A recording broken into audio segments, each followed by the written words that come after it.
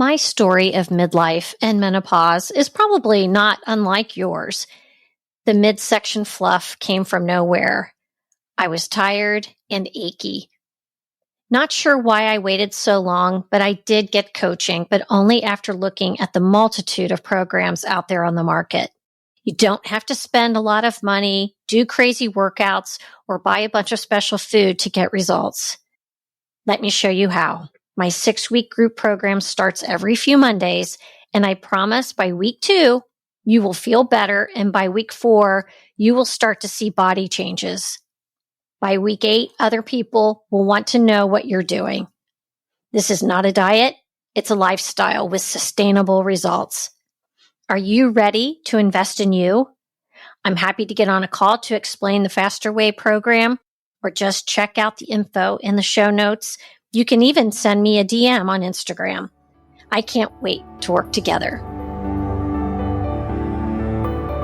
Health, wellness, fitness, and everything in between. We're removing the taboo from what really matters in midlife. I'm your host, Michelle Folan, and this is Asking for a Friend. Some of us have already been thrust into the role of caregiver. For many, this has meant the loving call to duty as our parents have aged or have had failing health. But no one prepares you for the emotional and physical toll of not only caring for the loved one, but also the added stress of the daily responsibilities we already had on our plates. But what if the person in our care is actually our spouse or partner? We may not have the luxury of a team of siblings to act as backup. There's much to learn in regard to resources, support, and self-love that is part of this very selfless journey. Diane Chew walks in these shoes every day. She offers practical dementia tips and caregiver support through her insight and inspiration from a home-based dementia caregiver and life coach. Welcome to Asking for a Friend, Diane Chew. Thank you so much, Michelle. I almost cried at that introduction, so forgive me because I'm often kind of on the edge of tears.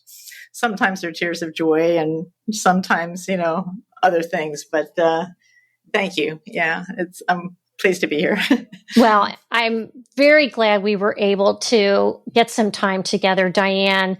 And just so you know, you are free to tear up all you want as we record. It wouldn't be the first time that either the guest or I have had a moment. So just feel free to be you.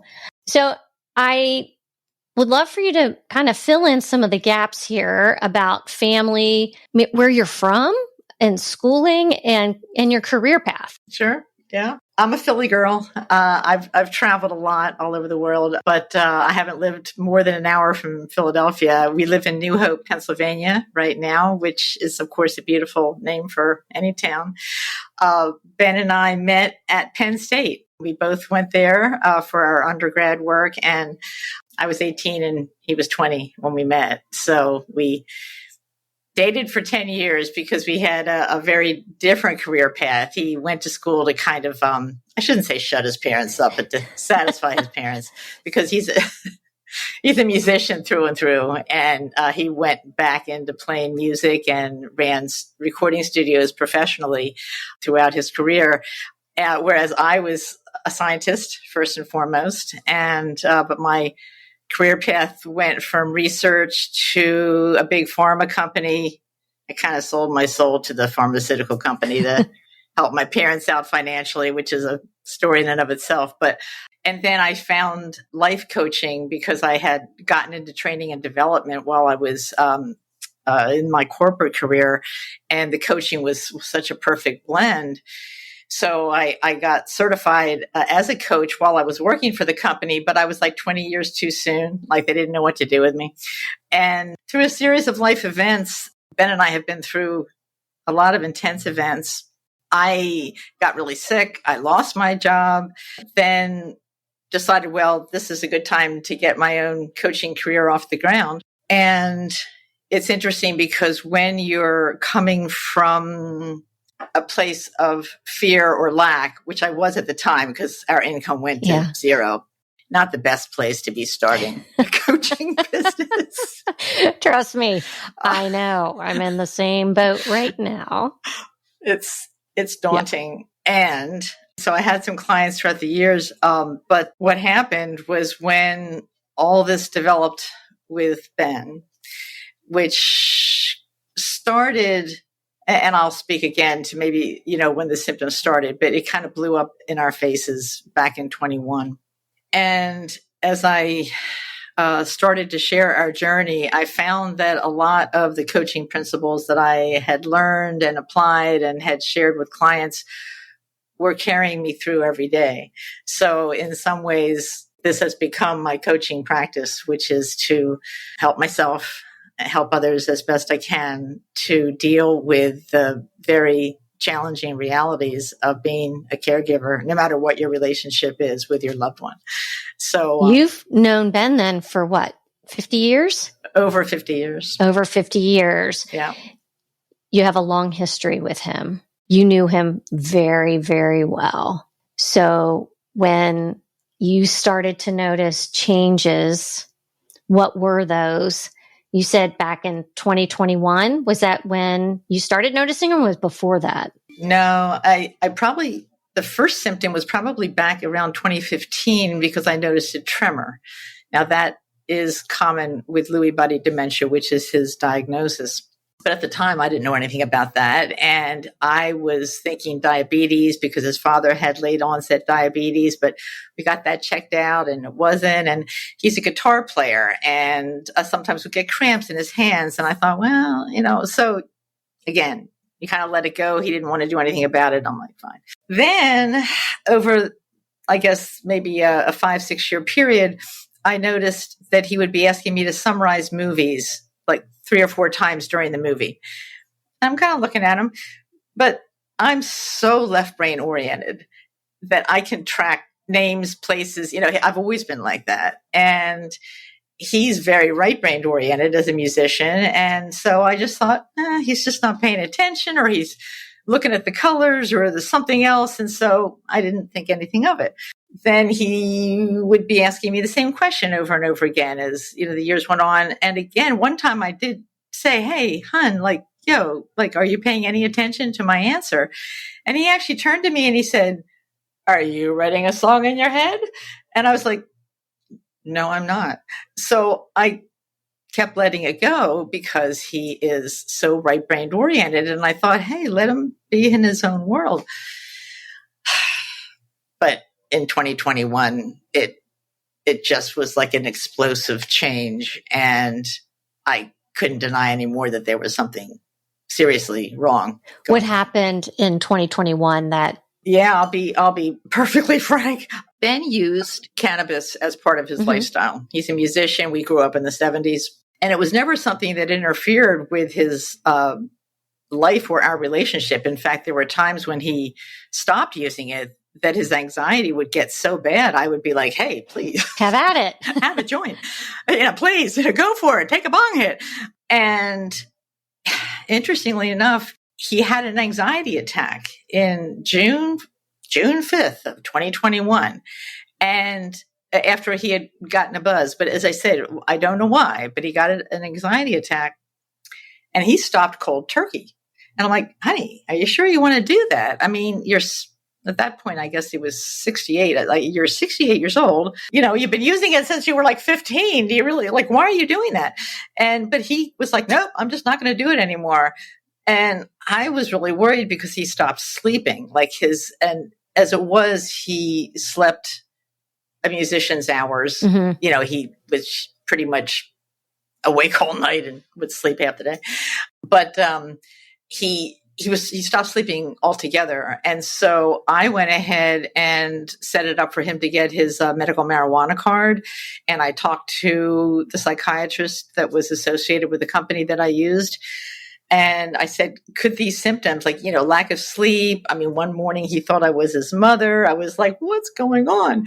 And I said, could that be related to the abrupt withdrawal of the cannabis? And he said, oh, absolutely. And those symptoms can go on for up to a year. So, of course, I don't think I was in denial. I was in confusion, and I'm observing this. I checked with other drug and alcohol counselors, and I was researching things.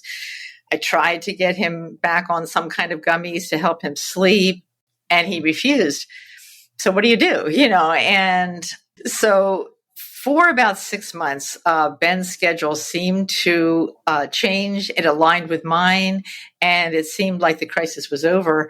And for the first time in our 50 years, we were enjoying getting up at the same time, going out for lunch, living what we had hoped to do in retirement. But then in the spring of 22, he started to have episodes of what I now know are called the imposter syndrome. It's relatively common with Lewy body dementia. There's something that affects the recognition areas of our brain.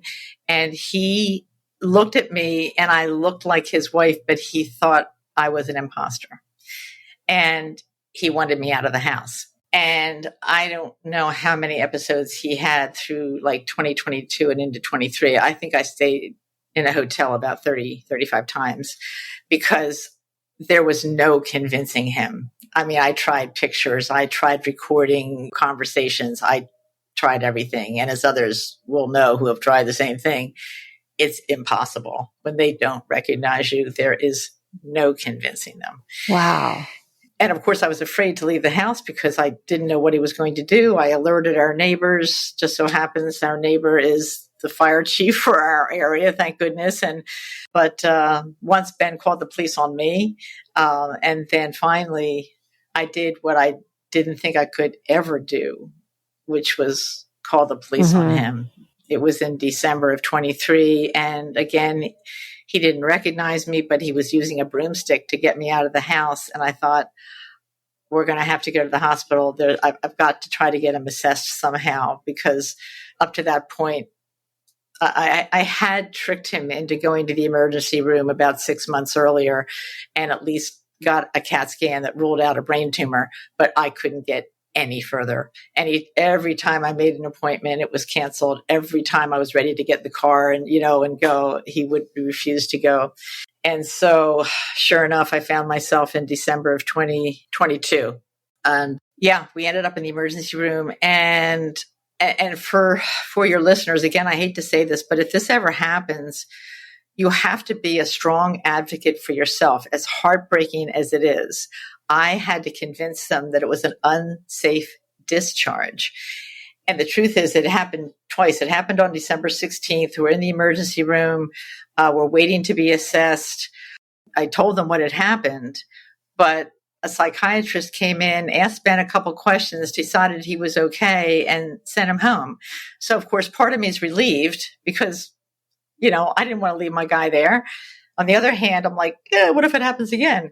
It happened again 1 week later, December 23rd. And this time I had to say, absolutely, it's unsafe. I mean, everything I was sharing was true, but I had to use really strong language.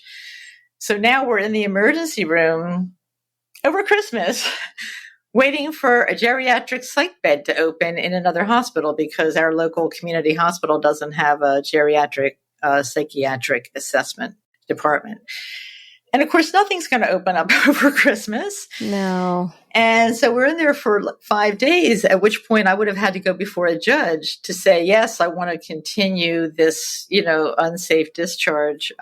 And they had switched medications on him. So again, once, you're kind of keeping your fingers crossed saying, maybe this will help. So we went home again. But at this point, I did actually have a deposit at a facility because I said, if it happens again, I'm going to have to admit him to a facility. I can't live like this. Mm-hmm. Well, again, we went for a month. I thought the nightmare was over. He seemed to be doing really well on this new medication. And then it happened twice more where I just had to get out of the house. And at this point, he was getting increasingly disturbed, especially at night, and he wasn't sleeping again and pacing all over the house. And by a serendipitous event, I came across a card for an elder care consultant. When we had been in the emergency room in December, somebody overheard me talking to a friend in the emergency room waiting room, and she came up to me and she said, "I'm sorry to eavesdrop, but this consultant helped me with it, my mom. She's expensive, but she's worth every penny." Well, I had stuck the card in my wallet. Of course, I had forgotten about it. And how here we are, like 2 months later, I come across her card and I'm like, I don't know what else to do. So sure enough, I called her and she actually brought me to where we are today, which has been, again, such a journey. Now, without, again, going in, I'm happy to share any details that would be helpful. I still thought Ben was going to have to go into a facility. Mm-hmm. And she was looking for one that might accommodate him because he's got some unusual aspects to his condition, which includes hyperactivity. I think there's some autism that has been aggravated. So he can be a disturbance. That's why like daycare centers don't work for us. He's highly mobile. And, there weren't that many facilities that would even take him because at the time he was a fall risk. So what has evolved has been care partners that I do pay for privately. And I am deeply blessed that I can do that as of today.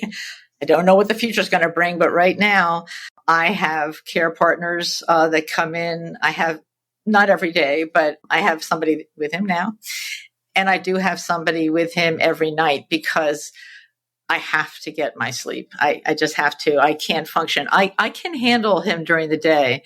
And I hate to even use those words, handle him. I can take care of my guy safely during the day, but I have to sleep at night. So that's like a have to. I have to have somebody there at night. That's your non-negotiable. Yeah, because I will say this, that it does make probably handling whatever comes your way much easier if you're at least well rested. Yeah. And I'm not always well rested, but I get but I get something. Yeah. And depending, I don't know where my path is going to lead, but I'm telling you, Michelle, if there's any way that I can start a nonprofit and offer grants for people to get a caregiver so they can get a good night's sleep, that's the number one thing I'm going to do, because I'm almost like afraid to admit that I have someone, that allows me to sleep, because my heart just goes out to those that can't.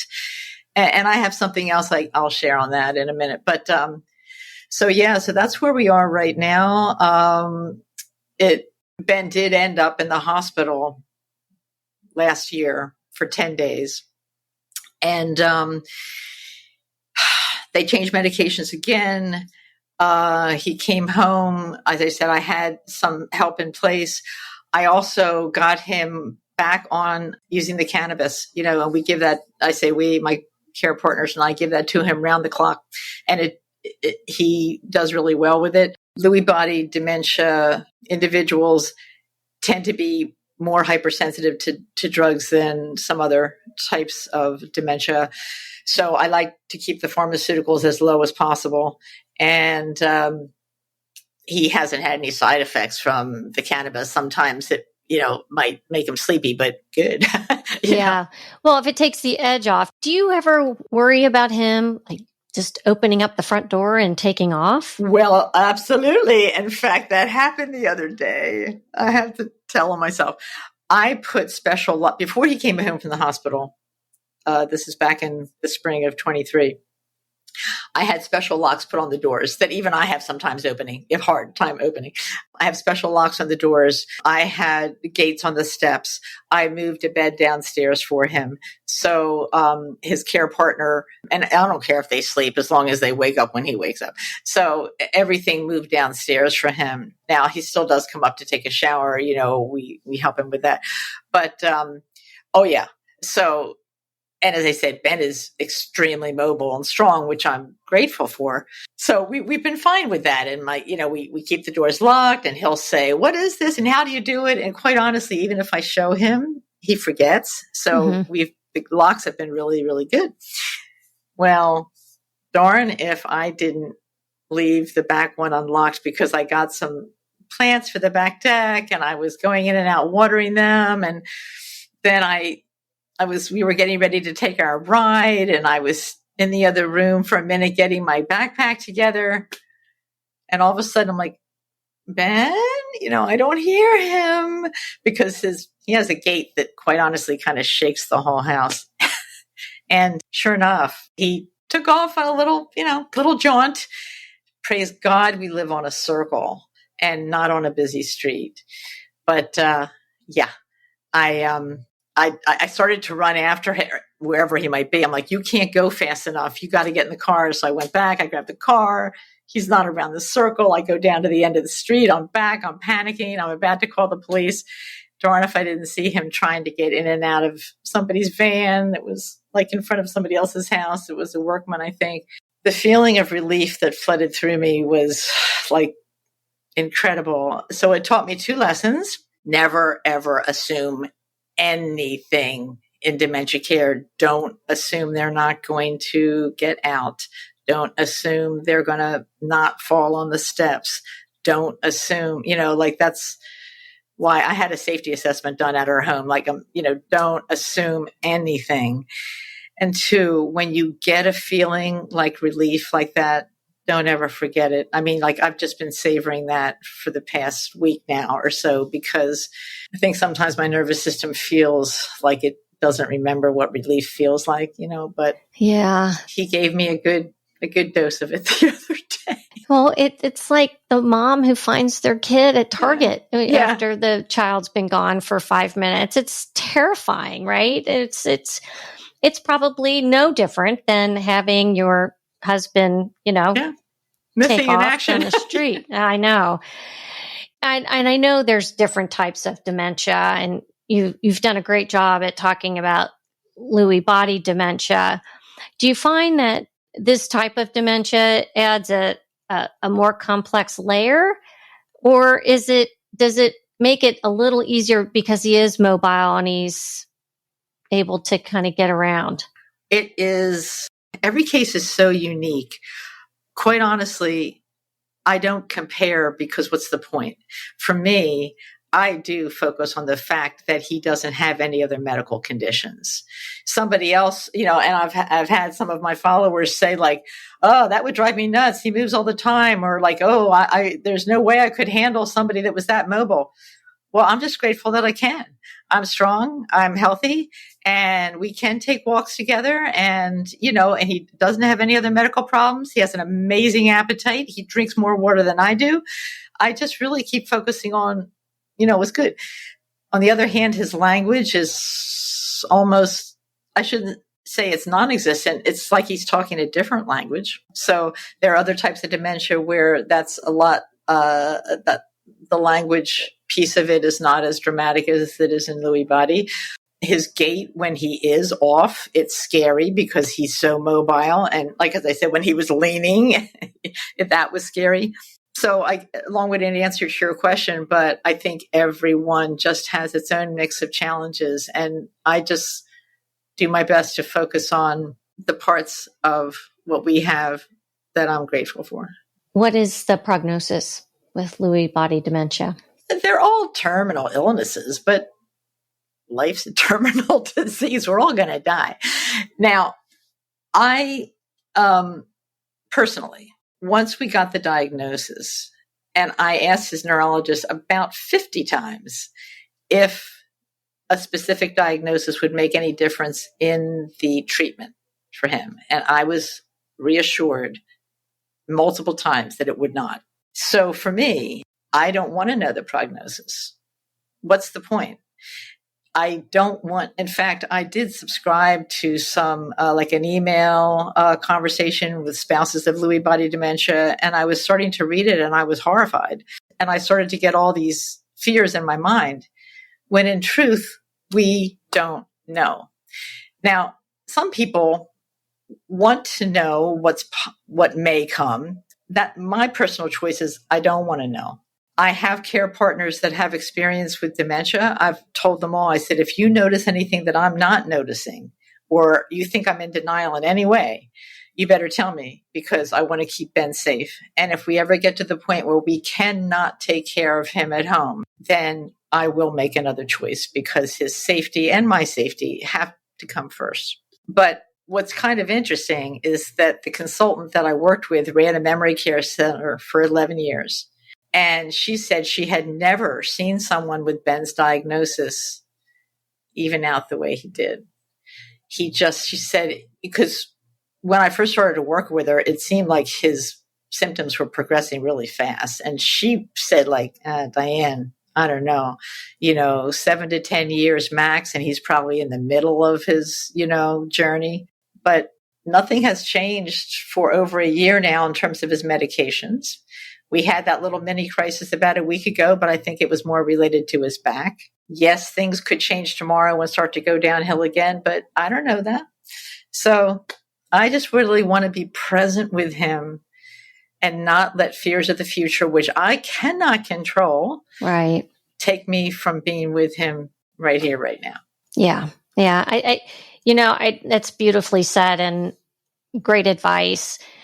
I know you have other tips and suggestions that you share with your followers. And by the way, everybody, Diane is on Instagram, and that's where I found her. She's very comforting, but realistic in how you approach your followers because they're asking you questions and very personal questions about their situation. So you do have a wonderful breadth of knowledge on the topic. But if there were 3 to 5 tips or suggestions that you have for anybody in a caregiver situation, whether it's dealing with dementia or cancer or whatever it may be, what would you tell them? Number 1, remember, caregiving is a choice. You may think that you're trapped and you don't have a choice, but you do. Nobody's holding a gun to your head saying you have to take care of your mother or your father or your sibling or your spouse. It's a choice. And for me, when I realized that, I was like, yeah, right. It really is, and that helps me every day. Number 2, and this maybe applies a little bit more to dementia, but I think it's true of caring for anybody. See if you can hand over the expectations that you used to have for that relationship to your creator. I call my creator God. What I found was that I was forced to hand over my expectations of Ben, certainly as a partner, as a friend, as a man, or even as an adult. But in the space of no expectations, what was revealed was unconditional love. And it was there all along. And it gets me through every day. I mean, when people say, like, how do you handle the bitterness and the anger and the frustration? I'm like, I don't really feel that. It's taken a lot of prayer and a request for God to help me change my perspective. But it's kind of like, okay. And though, of course, there have been times when I've been, especially when he was like beating me to get me out of the house. I'm not saying I came to this right away. I mean, those first 18 months were brutal, but we're in a place of relative peace now that allows me to see how this experience can truly help me grow and let go of all the things I was attached to. I mean, we just got through Memorial Day weekend. And in the past, I would have been wanting to do something fun and, make sure that we were celebrating, which is not even what the holiday's all about. My gosh, it's to commemorate people that died in the, fighting for our freedom. Right. But I mean, I was attached to a lot of things and I'm not anymore. And there's a freedom in that that's actually pretty cool. Yeah. And I've also, so that's 2 things. Okay. Also, oh my gosh, stop being dysfunctionally independent. Most caregivers can get that way. And we're afraid to ask for help because we're going to be rejected, or we did ask for help and people didn't give it to us, or we don't know what to ask. Start saying, when people offer to help, say yes, and say, I'm not sure what to ask for right now. If you have any ideas, that's great. How about a freezer full of food, or bring me over some dinner, or like just come do a load of wash for me, or could you go, if possible, just watch my loved one while I just go breathe or sleep or get a manicure, or something. So, I mean, it's very tempting, especially for women. I think, well, men and women in the care giving role to suck it up and I'm going to do this. And it's like, oh, no. Get used to asking for help. And also, if you're not yet in that role, start to network now. Like, get to know your neighbors, get to know people in your community, in your church. Start to give yourself. Maybe somebody else needs your help right now. And when the time comes, you may need to ask for their help. So it's something that we all need in life. And yet we've gotten so isolated in our busy lives and in our big houses and caught up with our technology or whatever. We need community as a species. And so do it before you need it. I think that's critical. And then, also, again, one of the ways to ask for help, if you find yourself, like I did, in an emergency situation where you don't have, like I did not have time to look things up online, ask someone to do it for you. My sister lives in Florida. She really, really wanted to help. And she actually started to do some digging for me, and she came across the Dementia Society of America, which I didn't even know existed. You always hear about Alzheimer's is much more well known, but they were great. They sent a lot of good information. They happened to be based near me. The national headquarters is only about 20 minutes away. So, I mean, she did some things like that for me. So again, it's like, ask for help, and to the degree that you can be specific in what would help you, that can help other people. You had mentioned earlier too that you were really hoping that there would be more support out there. And so I know that's something you're super passionate about. You think that's a torch you're going to carry forward in terms of advocacy? I will in whatever way I can. I mean, obviously, this is even starting this journey on social media is still so new for me because we're in May of 20. I just only started posting in January. I had no idea what I was doing. So, seriously, I'm not kidding. And I was rather judgmental about social media. I called Facebook wastebook. I did. I was like, I think I posted twice in 20 years. And I got the God nudge in June of last year to start to share our journey. And it really came when I was frankly panicking about money. I mean, I felt like I was bleeding money because I fell in that zone where, we made too much money for like Medicaid and not enough for what I was paying to be sustainable. And we live in a house that's too big, but who's got time to move? Like, are you kidding me? So I was really, really scared. And I was walking along one day and I was crying out to God. And I'm like, what am I going to do? And I'm trying to figure out how I can take over more of Ben's care. And I'm thinking, oh my God, I was scared for my own health. And what was I going to do? And I don't usually have conversations like this with God, but I heard a clear voice in my head. He said, Diane, are you thinking in an expansive way or a constricted way? Okay, well, I feel pretty constricted right now. It's like, yeah, well, I'm a God of expansion. What's the most expanded thing you can think of? And I'm like, I don't know. Do you want me to get a job? I don't have time to get a job. Like, I'm going to be 69. My God, what do you want me to do? And he's like, yeah, come on, keep thinking. I'm like, what, like the internet? And he's like, well, yeah, like I want you to share your journey on social media. And I'm going, no way. I had no idea how to do it. And it was like, this is too personal and too private. There is no way. So I I'm laughing only because you're like, I'm too old to do this. Internet, I had no social idea. media. Like, no. I had a 19-year-old caregiver who was working with us at the time, and she was trying to show me how to do things on TikTok. And I'm like, how do you make it stop? It keeps coming at you, and she's trying to show me how you go to your profile and you can stop it. And I'm like, okay, so I was kicking and screaming for literally like 7 months. And finally, I was like, okay, it just kept nudging and nudging. And I felt like I had to do something. Like I didn't know what else to do with myself, honestly. I would have somebody here taking care of Ben. I didn't know what to do.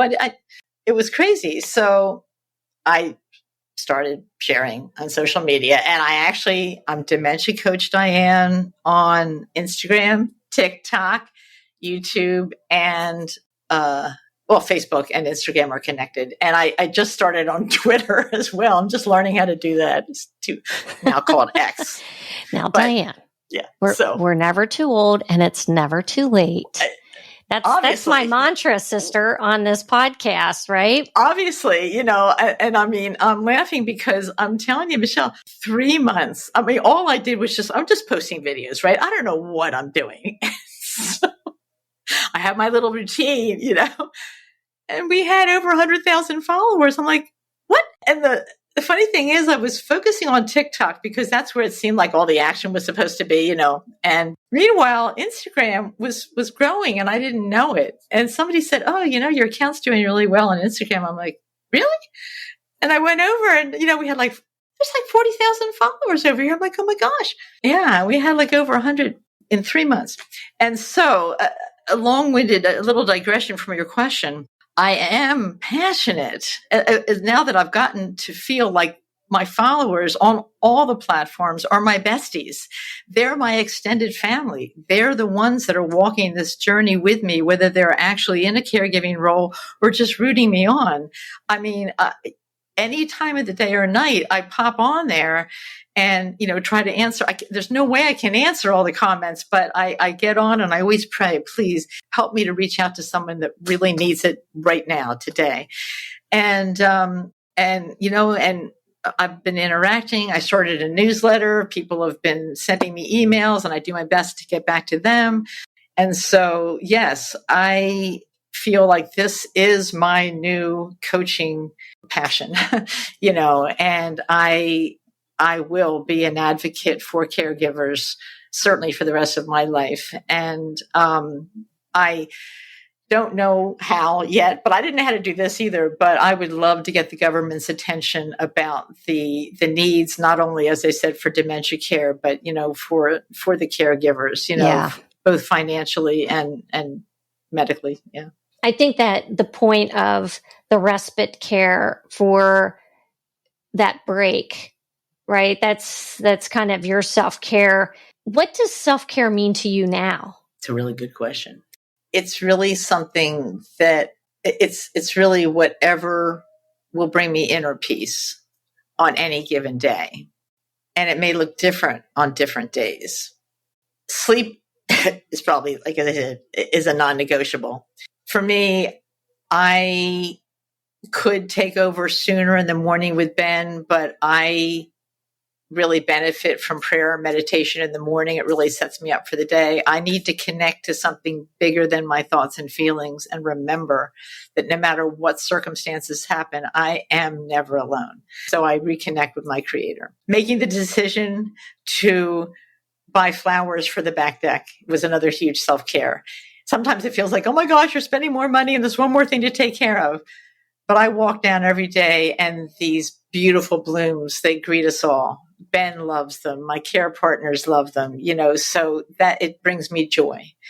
Certainly, just every once in a while, having lunch with a friend or a family member where I can just listen to what's going on with them. I don't want to always talk about myself and what's going on. I appreciate it when they're willing to listen if I need to vent, but just to be with somebody else and have an experience outside of my day to day. So as I said, I think it varies so much because on other days I have a lot I want to say to my community. And I'm like, oh, I've got about 5 videos that I'd really love to make. I rarely ever get a chance to do all 5, but so sometimes, as I said, that's self-care. I believe we will be guided to whatever self-care means on a given day. And I want to say that if there's anybody out there that maybe finally does have some help and doesn't know what to do with themselves, that's perfectly natural, because that's what happened to me. I'd be like, I don't know what's going to feel good, and there's a part of me that feels like I have to be productive because I'm paying somebody, or I have to get really relaxed. Just being with yourself and having that be enough is probably the best advice I can give. Yeah, well said. I would love to know where people can find you if they want to find Dementia Coach Diane. My website, and I like to say our website because this is Ben and me, is www.dementiacoachdiane.com. If you're on Instagram, there's a link in my profile. And actually, there's a link in my profile, I think, across all the platforms. But it's Dementia Coach Diane on TikTok, Instagram, Facebook, and YouTube. On Twitter, it's Dementia Coach D, because the other name was too long, but it's at Dementia Coach Diane. I know. At Dementia Coach Diane on the 4 platforms, and dementiacoachdiane.com is our website. So they can sign up for a newsletter at my website. And I'm only doing one like once a week right now, but it's the best way to stay informed of what's coming down the pike. I've only had one special guest so far on my live Instagram, but she was wonderful, and I'll probably have her back. Catherine Golden was from an organization called Leaf 411. It's a hotline of nurses trained in the use of cannabis, if that's something that people are considering for themselves or their loved ones, honestly. And I have a hospice nurse who's going to be coming on in June. I'm hoping to get a neurologist. And anybody else that my followers would like to hear from, I'm going to try to get them on as special guests. And the newsletter is the best way to know when those guests are planned, so they don't miss the live events. Yeah, very good. Very good. I will put all of that in the show notes. Diane, it was great meeting you. Thank you for being on Asking for a Friend. I really appreciate it. God bless you, and your work, your good work for yourself. Thank you. Thank you. Follow Asking for a Friend on social media outlets and provide a review and share this show wherever you get your podcasts. Reviews and sharing help us grow.